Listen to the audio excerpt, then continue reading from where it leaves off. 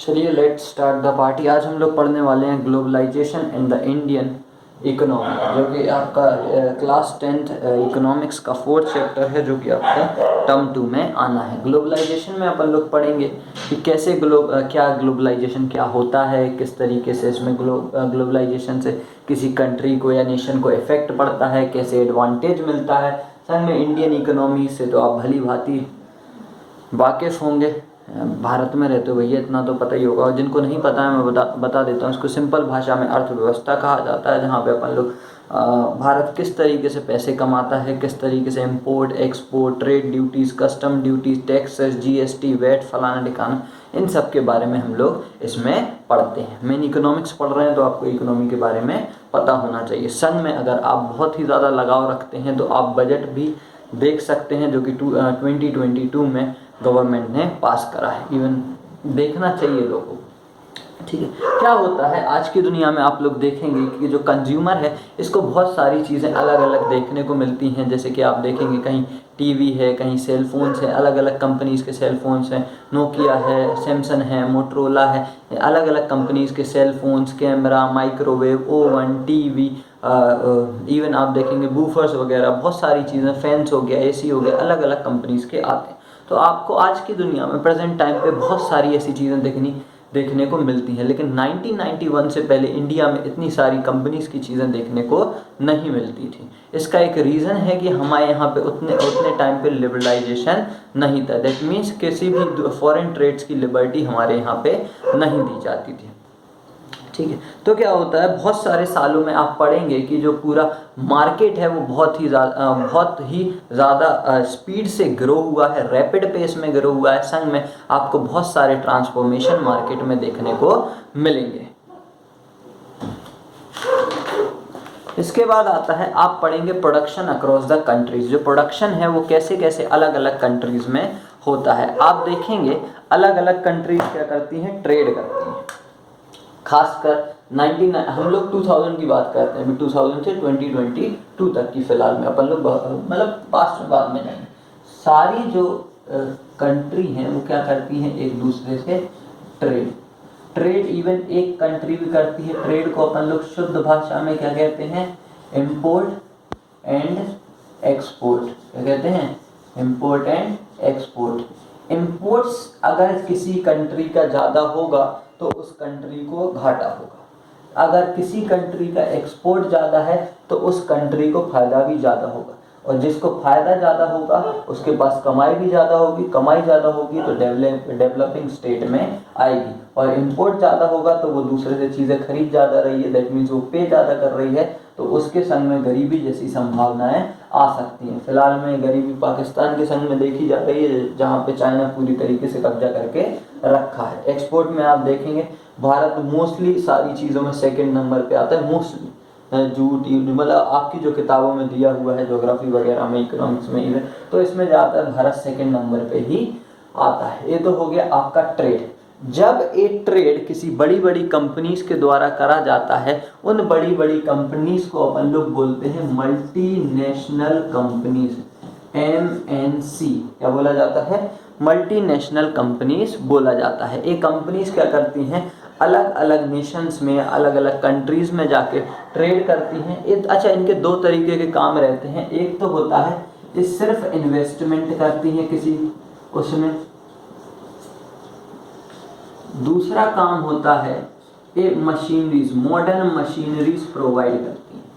अब आप कहेंगे मॉडर्न मशीनरी से क्या फ़ायदा, मॉडर्न मशीनरीज से क्या है, पहले आप समझो, जैसे पहले क्या होता था, चीज़ें हाथों से बनाई जाती थी, कपड़े वपड़े हाथ से बनाए जाते थे। गांधी चरखा चला चला के परेशान हो गए, ज़्यादा देश मतलब देश बदल गया, लेकिन चरखा चलाने से उतना फर्क, उतना कपड़ा वपड़ा नहीं बना सकते थे। इवन हाथ की मशीनों से भी दिन में एक शर्ट बनाओगे, लेकिन जब मशीन आ जाएगी तो आप एक संग में 50-50, 100-100 शर्ट्स बना सकते हो। इससे आपका रेट ऑफ प्रोडक्शन भी बढ़ जाएगा, संग में तो आपसे चीज़ें सस्ती भी बेच सकते हो ताकि आपकी सेल भी बढ़ सके। इससे ये सारे फायदे हैं। तो जो मल्टीनेशनल कंपनी है ये क्या करती है, इसका जो प्रोडक्शन होता है वो पर्टिकुलर एक या एक से ज़्यादा नेशंस में होता है। मल्टीनेशनल कंपनीज का क्या होता है, जो प्रोडक्शन होता है वो एक या एक से ज़्यादा देशों में होता है। जिसमें आप देखेंगे एक किसी ऐसा नहीं है जो सेम देश ही में वो करती है बिजनेस, मतलब अलग अलग देशों में भी व्यापार कर सकती है। संघ में एमएनसीज जब भी मल्टीनेशनल कंपनीज जो हैं जब भी कहीं पे भी सेटअप करी जाती हैं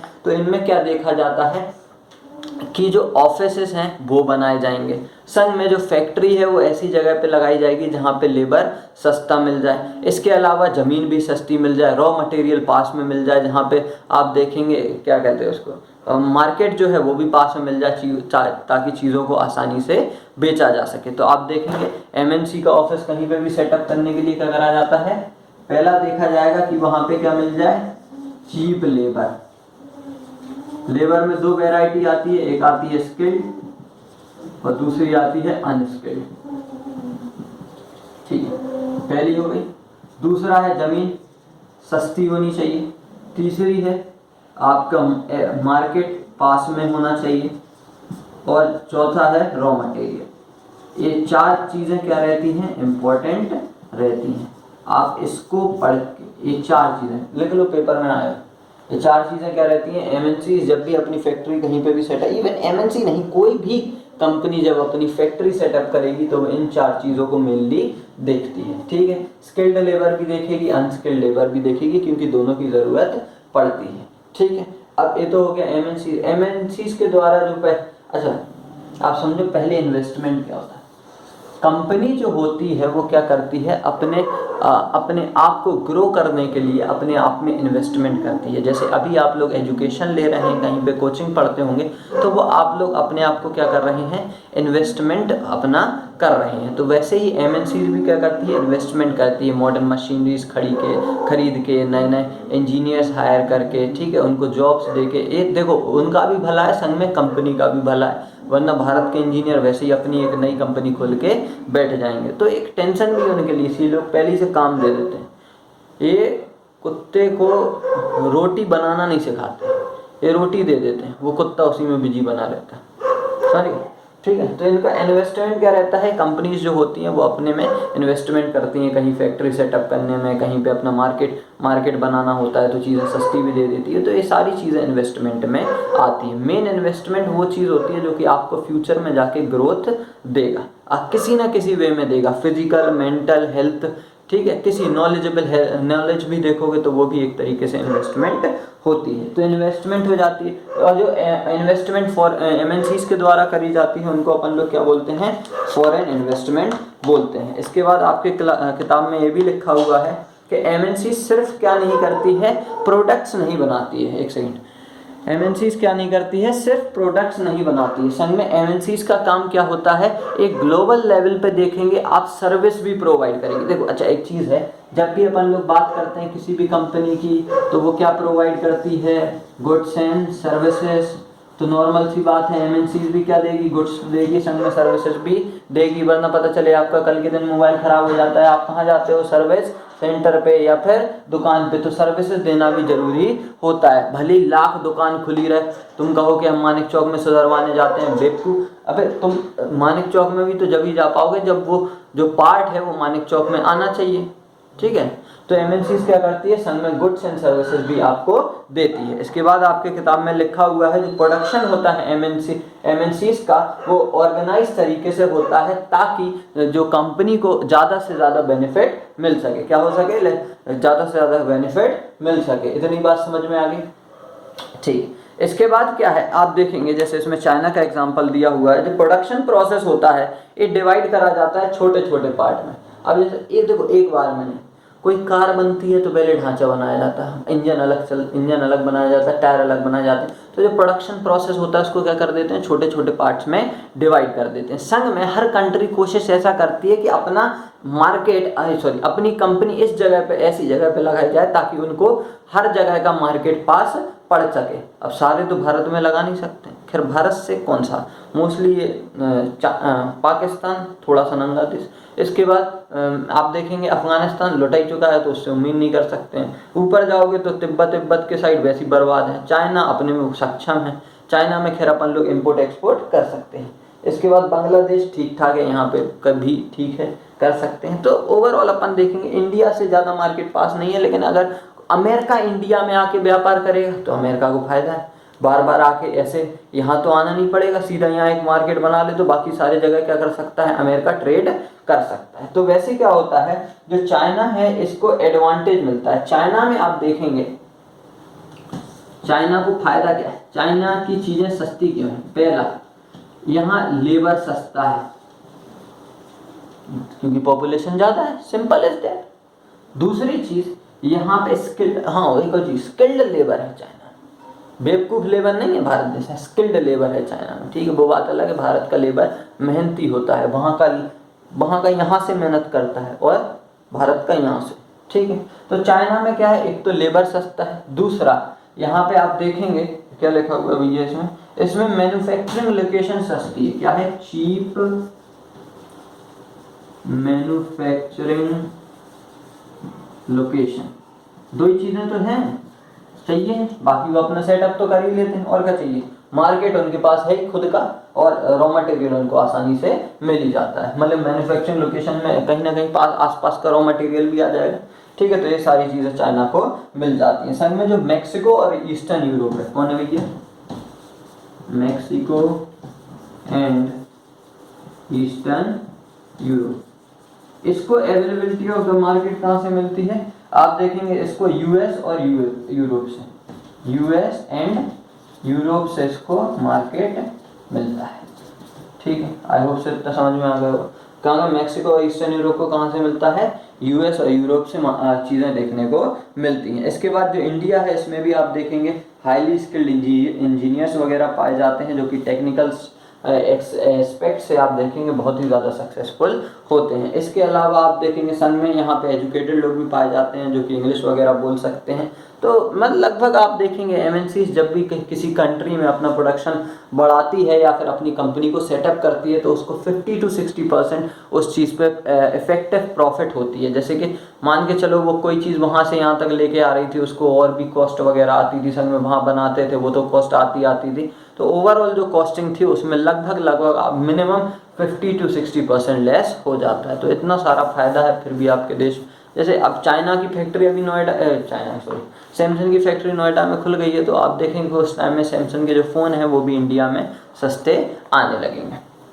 इन्वेस्टमेंट, फॉरेन इन्वेस्टमेंट मैं आपको बता ही चुका हूँ क्या होती हैं, अलग अलग कंट्रीज़ क्या करती हैं, जैसे दूसरे देश अपने यहाँ पे भी इन्वेस्ट कर सकते हैं। तो यहाँ पे क्या होगा, इन्वेस्टमेंट से बहुत सारे फायदे, एमएनसीज अपने आप यहाँ पे आएंगी तो क्या होएगा, अपने मार्केट में कंपटीशन बढ़ेगा, तो इससे क्या हो जाएगा कि अपने यहाँ पे जो और चीज़ें बिकती हैं उनको कहीं ना कहीं या तो अपनी क्वालिटी बढ़ानी पड़ेगी, या जो प्राइस है उसको कहीं ना कहीं डाउन करना पड़ेगा। संग में वो मार्केट को अपने हिसाब से नहीं चला पाएंगे, क्योंकि बहुत सारे लोग आ जाएंगे तो कंपटीशन बहुत सारा हो जाएगा, जिसकी वजह से जो मार्केट है वो भी एक लेवल पे, अब जैसे वही चाइना की लाइटें सस्ती मिल जाती हैं तो लोग चाइना की खरीदना पसंद करते हैं, तो जिसकी वजह से जो इंडिया वाले हैं उनको भी अपनी मजबूरी में क्या करनी पड़ेगी, लाइट सस्ती करनी पड़ेगी। तो ये दिक्कत आती है जब मल्टीनेशनल कंपनीज दूसरे किसी देश में जाती हैं। लेकिन ये फ़ायदा भी होता है किसी देश के लिए, आप देखेंगे टैक्स वगैरह भी लिया जाता है गवर्नमेंट के द्वारा, तो वो सारे भी फ़ायदे देश के द्वारा होते हैं। संग में लोगों को तो उस चीज़ का फ़ायदा होता ही होता है। लेकिन if you want to grow your own country तो please use according to that country. अगर आप इंडिया हैं तो कोशिश करिए कि मेड इन इंडिया लीजिए, क्योंकि वो पैसा इंडिया वालों को ही जाएगा। अगर आप एमआई का मोबाइल ले लो, उसके बाद सोचो हम अपने देश का भला करेंगे, घंटा भला करोगे। इंसिडेंट सुनाता हूँ क्या होता है। आज एक लड़का कहता है आज 14 फरवरी है, वैलेंटाइन डे है, मैंने कहा मनाने जाओ, तो वो कहने लगा नहीं आज पुलवामा के लोग शहीद हुए थे। ठीक है, पुलवामा के लोग शहीद हुए थे। उसके बाद कर रहा है गजवाए हिंद। अच्छा बेवकूफ़ है, इन लोग को पता ही नहीं है गजवाए हिंद का सपना साकार तो दूर, इनका गजवा का गा भी पूरा नहीं हो पाएगा। वही पुंगी गजवाए हिंद पुंगी में डाल के अपने पिछवाड़े में डाल पूरा हो जाएगा।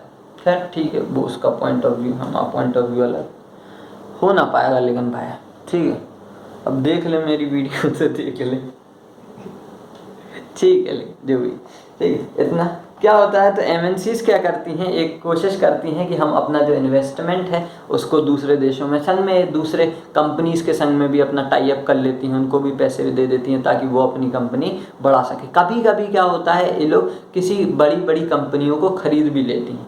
जैसे कि आपके किताब में एग्जाम्पल लिखा हुआ है पराग फूड का। इनने क्या कर लिया, पराग फूड को खरीदा, तो पराग फूड के जितने भी वो संघ में कंपनीज काम करने, मतलब पराग फूड वाली जितनी भी कंपनीज होंगी उनकी, वो सारी क्या हो जाएंगी, उसी एमएनसीज के कंट्रोल में चली जाएंगी। संघ में जो मार्केट होगा वो भी उनका क्या हो जाएगा, उस वही लोग हायर कर लेंगे। आप देखेंगे पराग फूड के पास कितनी ऑयल रिफाइनरीज हैं, पराग फूड, इसके पास कितनी ऑयल रिफाइनरीज हैं, चार ऑयल रिफाइनरीज हैं, तो वो भी किसके हाथों में चली जाएंगी, एमएनसीज के हाथों में चली जाएंगी। तो आप देखेंगे इनका जो कंट्रोल है वो किसको दिया गया है, अब पराग फूड का कंट्रोल किसके पास है, कारगिल, लड़ाई लड़ी गई थी वो कारगिल लड़ा गया, ठीक है। कारगिल क्या है भैया, कारगिल आज के टाइम पे लार्जेस्ट प्रोड्यूसर है एडिबल ऑयल का। कारगिल क्या है, largest producer of edible oil, बात समझ में आ गई।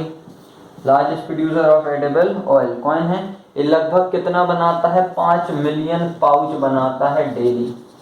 बहुत होता है ये 5 मिलियन, एक ही खानी बात महीनों भर लग जाता है एक खाने में। 5 मिलियन पाउच बनाता है, लगभग 50 लाख पाउच बनाता है एक दिन में। तो क्या है, लार्जेस्ट प्रोड्यूसर है, कौन है, कारगिल। तो भैया क्या करा था, पराग फूड को इसने हायर करा था, उसके बाद ही क्या बन गया, लार्जेस्ट प्रोड्यूसर आपका बन गया। इतना आपका काम खत्म हो जाता है। संघ में जो एमएनसीज हैं अपने वेल्थ को बढ़ाती चली जाती हैं, ताकि जो बजट वगैरह है ये भी अपना बढ़ाती चली जाती हैं, जिसकी वजह से इनको और भी ज़्यादा ग्रोथ मिलती है, ठीक है। आप देखेंगे जो प्रोडक्शन होता है बहुत सारे ऐसी जगहों पे भी, क्या जैसे जो बहुत ज़्यादा डिस्पर्स जगह होती हैं, फैली जगह होती हैं, वहाँ पे भी कोशिश करी जाती है, एमएनसीज कोशिश करती हैं कि वो अपना प्रोडक्शन है वो बढ़ा सकें, या फिर जो अपना मार्केट है उन जगहों पे भी फैला सकें, ठीक है। इसके बाद आता है foreign trade and integration of the market, ठीक है। तो क्या होता है, जब जैसे कोई एमएनसीज हमारे देश में इन्वेस्ट करेगी तो उसमें क्या होएगा, एक तो अपने देश वालों को फ़ायदा है, वो मैं आपको बता चुका हूँ। दूसरी चीज़ आप देखेंगे गवर्नमेंट ऑफ इंडिया को भी यहाँ पे फ़ायदा होता है, क्योंकि टैक्सेस मिलते हैं। तीसरी चीज़, जब कोई कंपनी अपने यहाँ पे आएगी तो कंपटीशन बढ़ेगा, कंपटीशन बढ़ने के साथ आप देखेंगे हमारे उस देश के संग में रिलेशन बनेंगे, क्योंकि आप अपने घर में किसी को घुसने दे रहे हैं, इसका मतलब है कहीं ना कहीं आपके या तो उससे रिलेशन अच्छे हैं या तो फिर आपकी मजबूरी है। जैसे कि हमारी मजबूरी चाइना, अब आप लोग कहेंगे मजबूरी क्यों है, चाइना को भगा दो, तो भैया हमारे ऊपर कौन बैठा है, यूएनओ बैठा है, यूएन बैठा है, यूनाइटेड नेशन देखिए क्या कहता है, शांति बना के रखो। संघ में इसने क्या करके रखा है, ट्रेड बैरियर लगा के ट्रेड बैरियर को रोक के रखा है। कोई भी कंट्री किसी भी कंट्री में अपना बिजनेस सेटअप कर सकती है। तो हम लोग डायरेक्टली चाइना से ऐसे लड़ाई ले नहीं सकते, औकात भी नहीं है डायरेक्टली लेने की, समस्या है, अभी झुकना पड़ेगा, मजबूरी। मोदी जी झुक जाते हैं तो सिंपल सी बात है, अपन को तो झुकना नहीं पड़ा। कौन सी खेत की मोदी, इतना बड़ा इंडिया, एक हम, क्या होएगा, खूब बहुत कुछ सकता है अगर सब लोग साथ में मिलके मेड इन इंडिया का इस्तेमाल करें। खैर आप तो मोबाइल ही हाथ में, वीडियो पता नहीं चाइना के मोबाइल से देख रहे हैं, कहाँ से मेड इन इंडिया आएगा, चलो भगवान जाने, आ ही जाएगा आज नहीं तो कल, ठीक है। Foreign trade and integration of the market समझ में आ गया होगा आपको। इसके बाद क्या होता है, आप नॉर्मली देखेंगे कि जो जैसे ही ट्रेड्स गुड्स जो रहते हैं वो एक मार्केट से दूसरे मार्केट में जाते हैं, तो जो चॉइस ऑफ गुड्स होती है एक मार्केट से दूसरे मार्केट में ये भी बढ़ती चली जाती है। आपके यहाँ भी पहले खादी की शर्ट आती थी, फिर कॉटन की शर्ट आने लगी, फिर एक आध दो की और सिल्कन की शर्ट आने लगी। तो इससे धीमे धीमे आप देखेंगे आपको बहुत ही सारी चॉइसेस देखने को मिलेगी। तो जो फॉरेन ट्रेड होता है ये क्या करता है, मार्केट को क्या करता है, एक संग में जोड़ता है। फॉरेन ट्रेड क्वेश्चन आएगा पेपर में, मार्केट को एक संग में कौन जोड़ता है, उसमें क्या लिखोगे, फॉरेन ट्रेड। मार्केट को एक संग में कौन जोड़ता है, फॉरेन ट्रेड। एक कर देता है, मार्केट को जोड़ देता है। कैसे जोड़ देता है मैं आपको समझा चुका हूँ। अब समझो ग्लोबलाइजेशन क्या होता है।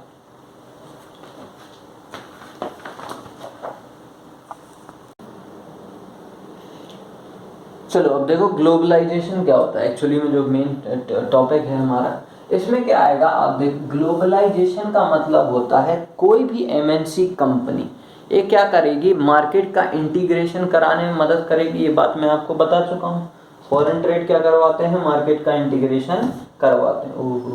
फॉरेन ट्रेड क्या करवाते हैं, मार्केट का इंटीग्रेशन करवाते हैं। तो ग्लोबलाइजेशन एक प्रोसेस होता है जिसमें आप देखेंगे कि जो ये बहुत ही ज़्यादा रैपिड इंटीग्रेशन होता है मार्केट्स के बीच में। क्या होता है? रैपिड इंटीग्रेशन मार्केट के बीच में। संग में बोलो, रैपिड इंटीग्रेशन मार्केट के बीच में, खीनी रगड़ के, रैपिड इंटीग्रेशन मार्केट के बीच में। ठीक है, ये मार्केट अलग अलग कंट्रीज का भी हो सकता है और मे बी सेम कंट्रीज का भी हो सकता है। जैसे अब अपना ही नहीं बना किसी से, महाराष्ट्र वाले लड़ते रहे चेन्नई वालों से तो समस्या हो जाएगी, तो यहाँ पे भी एमएनसी हाथ मिलाने का काम करवा सकती है। ठीक है, इसको अपन लोग क्या कहते हैं? ग्लोबलाइजेशन कहते हैं। ग्लोबलाइजेशन कब आया था? 1991 में आ गया था, जब अपने यहाँ पे क्या क्या हो गया था? प्राइवेटाइजेशन, लिबरलाइजेशन हो गया था। प्राइवेटाइजेशन का मतलब क्या है? जो प्राइवेट कंपनीज वगैरह, ठीक है, और लिबरलाइजेशन का मतलब क्या है? जो सॉरी हम कंट्रीज कह रहे हैं। लिबरलाइजेशन का मतलब क्या है? जो आपकी ये इंडस्ट्रीज़ वगैरह होती हैं, इनको लिबर्टी हो जाती है, कहीं पे भी जाके अपना बिजनेस कर सकती हैं। संग में जो फॉरेन कंपनीज हैं वो भी अपने इंडिया में आ सकती हैं। ठीक है, इसके बाद आता है फैक्टर दैट अब ग्लोबलाइजेशन क्यों बढ़ा? ग्लोबलाइजेशन क्यों बढ़ा? पहले तो है टेक्नोलॉजी। एमएनसीज अपने संग में क्या लेके आती हैं? टेक्नोलॉजी। एमएनसीज अपने संग में क्या लेके आती हैं? टेक्नोलॉजी। ये लोग क्या करती हैं? नई नई मशीनरीज लाती, नई नई चीजें लाती हैं। नया हाथ से बुन रहे थे तुम दिन रातों से, अब क्या कर देंगे? एक मशीन सीधा दे देंगे, वो 1 मिनट में 50 साइटें 100 साइटें बना देगा। तुम साइटें यूं टिकटॉक स्टारों जैसे फेंकने लगोगे तो क्या हो जाएगा? एमएनसीज क्या देगी तुमको? टेक्नोलॉजी, नई नई टेक्नोलॉजी लाके। ठीक है, दूसरी चीज एमएनसीज क्या करती है कि जो कम्युनिकेशन है या फिर जो इंफॉर्मेशन टेक्नोलॉजी मतलब आईटी सेक्टर है, क्या करती है? आईटी सेक्टर को भी बढ़ावा देती है। ठीक है, आपको और क्या देगी? सर्विसेज भी देगी। एमएनसी क्या देगी आपको? सर्विसेज भी देगी। आ रहा है इतना? हाँ ठीक है, आ रहा है। एमएनसी आपको क्या देगी? सर्विसेज भी देगी। इतना इतना हो गया। ठीक है, अब इसके बाद क्या आता है? आप देखेंगे किताब में लिखा हुआ है कि जो टेक्नोलॉजी है, technology in the areas of telecommunication, computer, internet has been changing rapidly. आपको ये बात तो बेसिकली पता हुआ है कि टेक्नोलॉजी धीमे धीमे क्या होती चली जा रही है? बढ़ती चली जा रही है। टेक्नोलॉजी में आप कुछ भी देख लो, टेक्नोलॉजी में देख सकते हो, फोन से वीडियो बन रही है, माइक हैगा, ये अभी डिजिटल नहीं है, हो जाएगा कुछ दिनों में, बल्ब हैगा, पंखा हैगा, ये सब सारी टेक्नोलॉजी तो है। एसी लगा लो, हैं, शिमला बना लो, टेक्नोलॉजी तो है। तो टेक्नोलॉजी क्या होती जा रही है? धीमे धीमे बढ़ती चली जा रही है। टेक्नोलॉजी के अच्छे प्रभाव भी हैं और बड़े गंदे प्रभाव भी हैं। ठीक ठाक है, मतलब मोबाइल आप अच्छे तरीके से यूज़ करिए तो अच्छा है, बुरा तरीके से करिए तो बुरा है। तो अपन लोग क्या करते हैं? आईटी सेक्टर का ग्लोबलाइजेशन में बहुत ही ज़्यादा हेल्प हैगा। अब देखो समझना कैसे दें। मान के चलो पहले मोदी जी नहीं थे, ठीक है, मोदी जी जैसा एक और आदमी था फेंकने वाला, फेंकने वाला नहीं मतलब ठीक है फेंकने वाला, तो जैसे गांधी जी थे अपने, ठीक है। अब ये पहले ऑल इंडिया रेडियो पे बोलते, पहले क्या करते हैं जैसे ऐसे ही बोलते थे, पहले कुछ चलता तो नहीं था ज़्यादा, टीवी भी नहीं चलती थी, यूट्यूब इंस्टाग्राम नहीं चलता था, तो गांधी जी अब कहीं भाषण देते थे तो वो भाषण बहुत ज़्यादा फेमस नहीं हो पाते थे, जिसके कारण आप देखें कि गांधी जी बहुत जल्दी फेमस नहीं हो पाए। ठीक है, फेमस हो गए मतलब उतनी प्लेस पे फेमस हुए, all over India all over world तो गांधी जी को जानता नहीं था, उतना ही जानता था या तो किसी ने किताब पढ़ी हो गांधी जी की, या फिर किसी न किसी और वजह से उसको किसी से पता चला हो तभी गांधी जी को जानता था। बाय चांस अगर उतने टाइम पे गांधी जी का यूट्यूब चैनल होता तो गांधी जी फेमस होते कि नहीं होते। दूसरी चीज आज के टाइम पे क्या है, आईटी सेक्टर बढ़ रहा है, इंफॉर्मेशन टेक्नोलॉजी बढ़ रही है, टेक्नोलॉजी बढ़ रही है, जिसकी वजह से मोदी जी क्या होगा, फेमस होगा, वरना मोदी जी गांधी जी लगभग एक जैसे, कोई समस्या नहीं।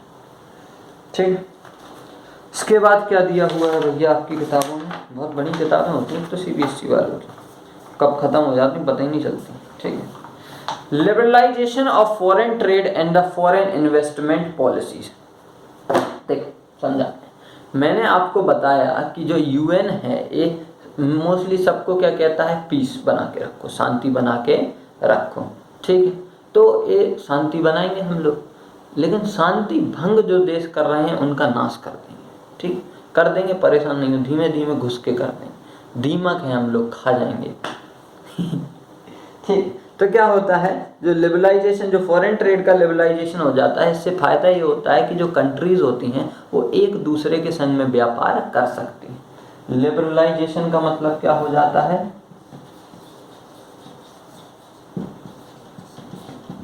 कंट्री क्या कर सकती हैं, एक दूसरे के संग में व्यापार कर सकती हैं। क्या कर सकती हैं, एक दूसरे के संग में व्यापार कर सकती हैं। आप चीज़ों को सुनो सिर्फ, मतलब यहाँ कुछ नहीं है तो सब ठीक ठाक। लिबरलाइजेशन क्या होता है, जहाँ पे कंट्रीज एक दूसरे के संग में व्यापार कर सकती हैं। कोई भी कंट्री एक दूसरे पे क्या नहीं लगा सकती, ट्रेड बैरियर नहीं लगा सकती। वो ये नहीं कह सकती है कि डोम्स का मार्कर है ये कि हमारे यहाँ ना बेचो, ठीक है। जैसे इंडिया वाले हैं, इंडिया वाले आज चाहें चाइना पे लगा दें बैरियर, तो नहीं लगा सकती हैं भैया। यूएन ने मना करा है कि आप ट्रेड बैरियर नहीं लगा सकते ऐसे बिना किसी रीज़न के किसी देश पे। उसका एक पर्टिकुलर रीज़न होना चाहिए, तभी आप किसी देश पे ट्रेड बैरियर्स लगा सकते हैं। संग में अब जो बैरियर्स या रिस्ट्रिक्शंस हैं, अब देखो 1991 के पहले इंडिया क्या कर रहा था, ट्रेड बैरियर्स लगा के रखा था और सारे देशों पे, ताकि तो इसीलिए जो बाहर के जो देश थे वो अपने इंडिया में नहीं आ पाते थे, लिबरलाइजेशन यहाँ पे नहीं था। लेकिन इसको जो ट्रेड बैरियर होते हैं, क्या होते हैं, ट्रेड बैरियर जो होते हैं, इनको हटाने को क्या बोला जाता है, लिबरलाइजेशन बोला जाता है। ट्रेड बैरियर को हटाने को क्या बोला जाता है, लिबरलाइजेशन बोला जाता है। ट्रेड बैरियर को हटाने को क्या बोला जाता है, लिबरलाइजेशन बोला जाता है। इतना बात क्लियर है, बात समझ में आ गई इतनी, ठीक।